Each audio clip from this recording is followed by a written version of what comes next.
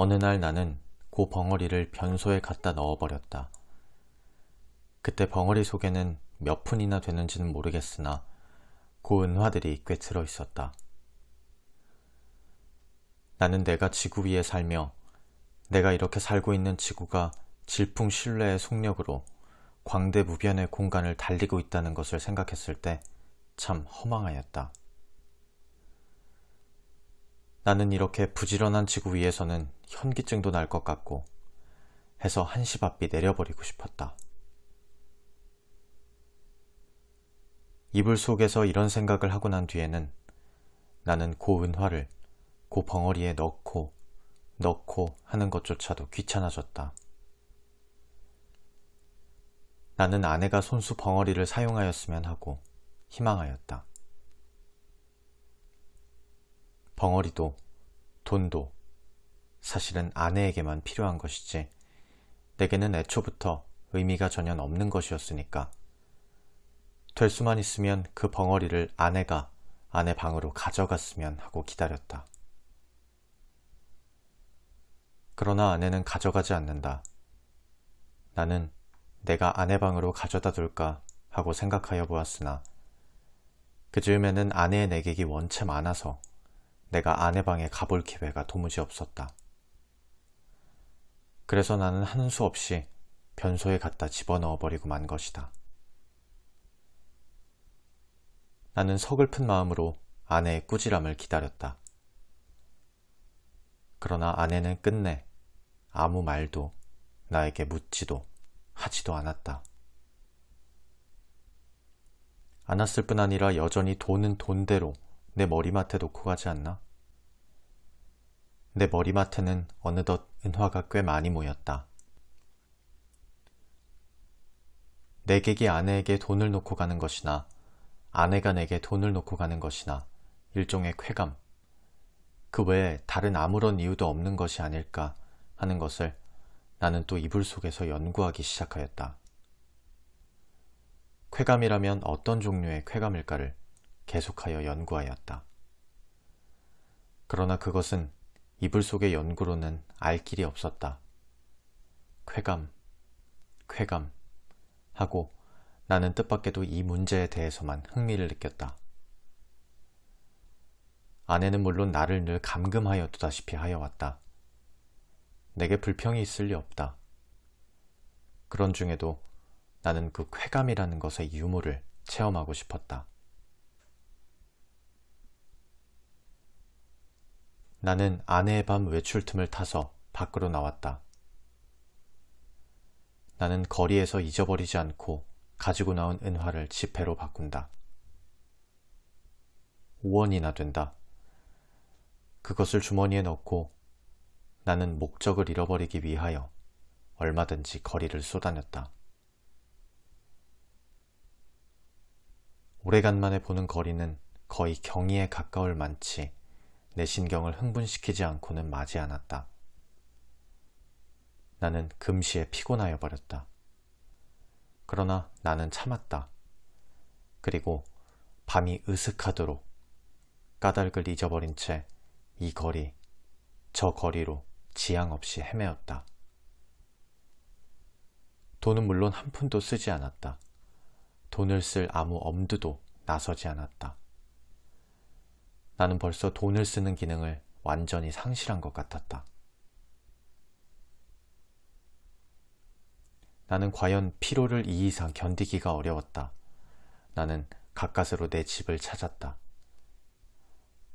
나는 내 방으로 가려면 아내 방을 통과하지 아니하면 안 될 것을 알고 아내에게 내객이 있나 없나를 걱정하면서 미닫이 앞에서 좀 거북살스럽게 기침을 한번 했더니 이것은 참 또 너무 앙상스럽게 미닫이가 열리면서 아내의 얼굴과 그 등 뒤에 낯선 남자의 얼굴이 이쪽을 내다보는 것이다. 나는 벼랑간 내어 쏟아지는 불빛에 눈이 부셔서 좀 머뭇머뭇했다. 나는 아내의 눈초리를 못 본 것은 아니다. 그러나 나는 모른 채 하는 수밖에 없었다. 왜? 나는 어쨌든 아내의 방을 통과하지 아니하면 안 되니까. 나는 이불을 뒤집어 썼다. 무엇보다도 다리가 아파서 견딜 수가 없었다. 이불 속에서는 가슴이 울렁거리면서 암만 해도 까무러칠 것만 같았다. 걸을 때는 몰랐더니 숨이 차다. 등에 식은땀이 쭉 내배인다. 나는 외출한 것을 후회하였다. 이런 피로를 딛고 어서 잠이 들었으면 좋았다. 한잠 잘 자고 싶었다. 얼마 동안이나 비스듬히 엎드려 있었더니 차츰차츰 뚝딱거리는 가슴 동기가 가라앉는다. 그만해도 우선 살 것 같았다. 나는 몸을 돌쳐 반드시 천장을 향하여 눕고 쭉 다리를 뻗었다. 그러나 나는 또다시 가슴의 동기를 피할 수 없게 되었다. 아랫방에서 아내와 그 남자의 내 귀에도 들리지 않을 만치 옅은 목소리로 소곤거리는 기척이 장지 틈으로 전하여 왔던 것이다. 청각을 더 예민하게 하기 위하여 나는 눈을 떴다. 그리고 숨을 죽였다. 그러나 그때는 벌써 아내와 남자는 앉았던 자리를 툭툭 털며 일어섰고, 일어서면서 옷과 모자 쓰는 기척이 나는 듯 하더니 이어 미닫이가 열리고 구두 뒤축 소리가 나고, 그리고 뜰에 내려서는 소리가 쿵 하고 나면서 뒤를 따르는 아내의 고무신 소리가 두어 발자국 찍찍 나고 사뿐사뿐 나나 하는 사이에 두 사람의 발소리가 대문간 쪽으로 사라졌다. 나는 아내의 이런 태도를 본 일이 없다. 아내는 어떤 사람과도 결코 소곤거리는 법이 없다. 나는 윗방에서 이불을 쓰고 누웠는 동안에도 혹 술이 취해서 혀가 잘 돌아가지 않는 내객들의 담화는 덜어 놓치는 수가 있어도 아내의 높지도 얕지도 않은 목소리는 일찍이 한마디 놓쳐본 일이 없다. 더러 내 귀에 거슬리는 소리가 있어도 나는 그것이 태연한 목소리로 내 귀에 들렸다는 이유로 안심이 되었다.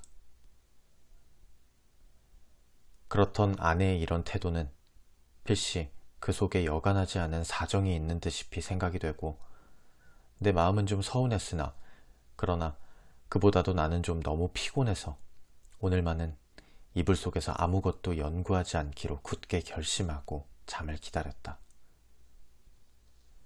잠은 좀처럼 오지 않았다. 대문간에 나간 아내도 좀처럼 들어오지 않았다. 그러는 동안에 흐지부지 나는 잠이 들어버렸다. 꿈에 얼숭덜숭 종잡을 수 없는 거리의 풍경을 여전히 헤맸다. 나는 몹시 흔들렸다. 내객을 보내고 들어온 아내가 잠든 나를 잡아 흔드는 것이다. 나는 눈을 번쩍 뜨고 아내의 얼굴을 쳐다보았다. 아내의 얼굴에는 웃음이 없다. 나는 좀 눈을 비비고 아내의 얼굴을 자세히 보았다. 노기가 눈초리에 떠서 얇은 입술이 바르르 떨린다. 좀처럼 이 노기가 풀리기는 어려울 것 같았다. 나는 눈을 감아버렸다. 벼락이 내리기를 기다린 것이다. 그러나 새근 하는 숨소리가 나면서 푸스스 아내의 치맛자락 소리가 나고 장지가 여닫히며 아내는 아내 방으로 들어갔다. 나는 다시 몸을 돌쳐 이불을 뒤집어 쓰고는 개구리처럼 엎드려서 배가 고픈 가운데에도 오늘 밤의 외출을 또 한 번 후회하였다. 나는 이불 속에서 아내에게 사죄하였다. 그것은 내 오해라고. 나는 사실 밤이 퍽이나 으슥한 줄만 알았던 것이다. 그것이 내 말 맞다나 자정 전인 줄은 나는 정말이지 꿈에도 몰랐다. 나는 너무 피곤하였었다. 오래간만에 나는 너무 많이 걸은 것이 잘못이다. 내 잘못이라면 잘못은 그것밖에 없다. 외출은 왜 하였더냐고? 나는 그 머리맡에서 저절로 모인 5원 돈을 아무에게라도 좋으니 주어보고 싶었던 것이다. 그뿐이다. 그러나 그것도 내 잘못이라면 나는 그렇게 알겠다. 나는 후회하고 있지 않나? 내가 그 5원 돈을 써버릴 수가 있었던들 나는 자정안에 집에 돌아올 수 없었을 것이다. 그러나 거리는 너무 복잡하였고 사람은 너무도 들끓었다. 나는 어느 사람을 붙들고 그 5원 돈을 내주어야 할지 갈피를 잡을 수가 없었다. 그러는 동안에 나는 여지없이 피곤해버리고 말았던 것이다.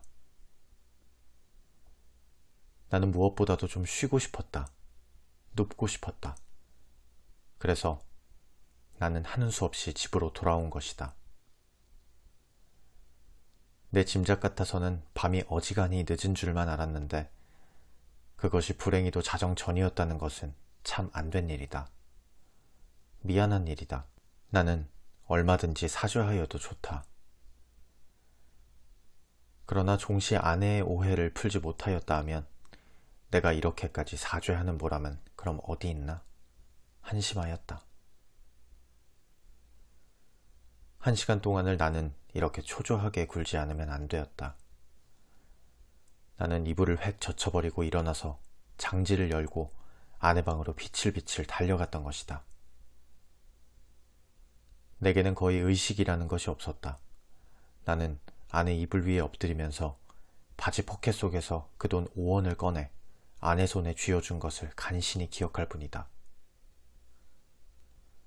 이튿날 잠이 깨었을 때 나는 내 아내 방 아내 이불 속에 있었다. 33번지에서 살기 시작한 이래 내가 아내 방에서 잔 맨 처음이었다. 해가 들창에 훨씬 높았는데 아내는 이미 외출하고 벌써 내 곁에 있지 않다. 아니, 아내는 어쩌녁 내가 의식을 잃은 동안에 외출한 것인지도 모른다. 그러나 나는 그런 것을 조사하고 싶지 않았다. 다만 전신이 찌뿌드드한 것이 손가락 하나 꼼짝할 힘조차 없었다. 책보보다 작은 면적에 볕이 눈이 부시다. 그 속에서 수없는 먼지가 흡사 미생물처럼 난무한다. 코가 칵 막히는 것 같다. 나는 다시 눈을 감고 이불을 푹 뒤집어 쓰고 낮잠을 자기에 착수하였다. 그러나 코를 스치는 아내의 채취는 꽤 도발적이었다. 나는 몸을 여러 번 비비꼬면서 아내의 화장대에 늘어선 고 가지각색 화장품 병들과 그 병들의 마개를 뽑았을 때 풍기는 내음새를 더듬느라고 좀처럼 잠이 들지 않는 것을 나는 어찌 않을 수도 없었다. 견디다 못하여 나는 그만 이불을 걷어차고 벌떡 일어나서 내 방으로 갔다. 내 방에는 다 식어빠진 내 끼니가 가지런히 놓여있는 것이다. 아내는 내 모이를 여기다 주고 나간 것이다. 나는 우선 배가 고팠다. 한 숟갈을 입에 떠넣었을 때 그 촉감은 참 너무도 냉회와 같이 서늘하였다. 나는 숟갈을 놓고 내 이불 속으로 들어갔다. 하룻밤을 비웠던 내 이부자리는 여전히 반갑게 나를 맞아준다. 나는 내 이불을 뒤집어 쓰고 이번에는 참 늘어지게 한참 잤다. 잘. 내가 잠을 깬 것은 전등이 켜진 뒤다. 그러나 아내는 아직 돌아오지 않았나 보다. 아니, 들어왔다 또 나갔는지도 알 수 없다. 그러나 그런 것을 상고하여 무엇하나. 정신이 한결 난다. 나는 지난밤 일을 생각해 보았다. 그 돈 5원을 아내 손에 쥐어주고 넘어졌을 때 느낄 수 있었던 쾌감을 나는 무엇이라고 설명할 수가 없었다. 그러나 내객들이 내 아내에게 돈 놓고 가는 심리며 내 아내가 내게 돈 놓고 가는 심리의 비밀을 나는 알아낸 것 같아서 여간 즐거운 것이 아니다. 나는 속으로 빙그레 웃어보았다. 이런 것을 모르고 오늘까지 지내온 내 자신이 어떻게 우스꽝스러워 보이는지 몰랐다. 나는 어깨춤이 났다. 따라서 나는 또 오늘 밤에도 외출하고 싶었다. 그러나 돈이 없다. 나는 어쩌녁에 그 돈 5원을 한꺼번에 아내에게 주어버린 것을 후회하였다. 또 그 벙어리를 변소에 갖다 쳐넣어버린 것도 후회하였다. 나는 실없이 실망하면서 습관처럼 그 돈 5원이 들어있던 내 바지 포켓에 손을 넣어 한번 휘둘러 보았다. 뜻밖에도 내 손에 쥐어지는 것이 있었다. 2원밖에 없다. 그러나 많아야 맛은 아니다. 얼마간이고 있으면 된다. 나는 그만한 것이 여간 고마운 것이 아니었다. 나는 기운을 얻었다. 나는 그 단벌 다 떨어진 코르덴 양복을 걸치고 배고픈 것도 주제 사나운 것도 다 잊어버리고 활갯짓을 하면서 또 거리로 나섰다. 나서면서 나는 제발 시간이 화살 닿듯해서 자정이 어서 획 지나버렸으면 하고 조바심을 태웠다. 아내에게 돈을 주고 아내 방에서 자보는 것은 어디까지든지 좋았지만 만일 잘못해서 자정 전에 집에 들어갔다가 아내의 눈총을 맞는 것은 그것은 여간 무서운 일이 아니었다. 나는 저물도록 길가 시계를 들여다보고 하면서 또 지향 없이 거리를 방황하였다. 그러나 이날은 좀처럼 피곤하지는 않았다. 다만 시간이 너무 더디게 가는 것만 같아서 안타까웠다. 경성역 시계가 자정이 지난 것을 본 뒤에 나는 집을 향하였다. 그날은 그 일각 대문에서 아내와 아내의 남자가 이야기하고 섰는 것을 만났다. 나는 모른 채 하고 두 사람 곁을 지나서 내 방으로 들어갔다. 뒤이어 아내도 들어왔다. 와서는 이 밤중에 평생 안 하던 쓰레질을 하는 것이었다. 조금 있다가 아내가 눕는 기척을 엿듣자마자 나는 또 장지를 열고 아내 방으로 가서 그 돈 2원을 아내 손에 덥석 쥐어주고 그리고 하여간 그 2원을 오늘 밤에도 쓰지 않고 도로 가져온 것이 참 이상하다는 듯이 아내는 내 얼굴을 몇 번이나 엿보고 아내는 드디어 아무 말도 없이 나를 자기 방에 재워주었다. 나는 이 기쁨을 세상의 무엇과도 바꾸고 싶지는 않았다. 나는 편히 잘 잤다. 이튿날도 내가 잠이 깨었을 때는 아내는 보이지 않았다. 나는 또 내 방으로 가서 피곤한 몸으로 낮잠을 잤다. 내가 아내에게 흔들려 깨었을 때는 역시 불이 들어온 뒤였다. 아내는 자기 방으로 나를 오라는 것이다. 이런 일은 또 처음이다. 아내는 끊임없이 얼굴에 미소를 띄우고 내 팔을 이끄는 것이다. 나는 이런 아내의 태도 이면에 엔간치 않은 음모가 숨어있지는 않은가 하고 저기 불안을 느끼지 않을 수 없었다. 나는 아내가 하자는 대로 아내의 방으로 끌려갔다. 아내 방에는 저녁 밥상이 조촐하게 차려져 있는 것이다. 생각하여 보면 나는 이틀을 굶었다. 나는 지금 배고픈 것까지도 기연가 미연가 잊어버리고 얼음얼음 하던 차다. 나는 생각하였다.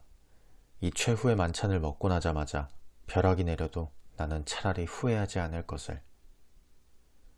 사실 나는 인간 세상이 너무나 심심해서 못 견디겠던 차다. 모든 일이 성가시고 귀찮았으나 그러나 불의의 재난이라는 것은 즐거웠다. 나는 마음을 턱 놓고 조용히 아내와 마주히 해결한 저녁밥을 먹었다. 우리 부부는 이야기하는 법이 없었다. 밥을 먹은 뒤에도 나는 말이 없이 그냥 부스스 일어나서 내 방으로 건너가 버렸다. 아내는 나를 붙잡지 않았다. 나는 벽에 기대어 앉아서 담배를 한 대 피워 물고 그리고 벼락이 떨어질 테거든 어서 떨어져라 하고 기다렸다. 5분, 10분. 그러나 벼락은 내리지 않았다. 긴장이 차츰 늘어지기 시작한다. 나는 어느덧 오늘 밤에도 외출할 것을 생각하고 돈이 있었으면 하고 생각하고 있었다. 그러나 돈은 확실히 없다. 오늘은 외출하여도 나중에 올 무슨 기쁨이 있나. 나는 앞이 그냥 아뜩하였다.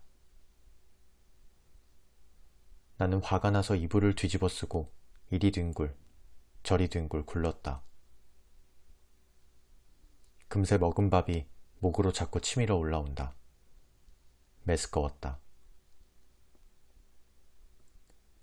하늘에서 얼마라도 좋으니 왜 지폐가 소낙비처럼 퍼붓지 않나. 그것이 그저 한없이 야속하고 슬펐다. 나는 이렇게밖에 돈을 구하는 아무런 방법도 알지 못했다. 나는 이불 속에서 좀 울었나 보다. 돈이 왜 없느냐면서. 그랬더니 아내가 또 내 방에를 왔다. 나는 깜짝 놀라 아마 인제서야 벼락이 내리려나 보다 하고 숨을 죽이고 두꺼비 모양으로 엎드려 있었다. 그러나 떨어진 입을 새어나오는 아내의 말소리는 참 부드러웠다. 정다웠다. 아내는 내가 왜 우는지를 안다는 것이다. 돈이 없어서 그러는 게 아니란다. 나는 실없이 깜짝 놀랐다.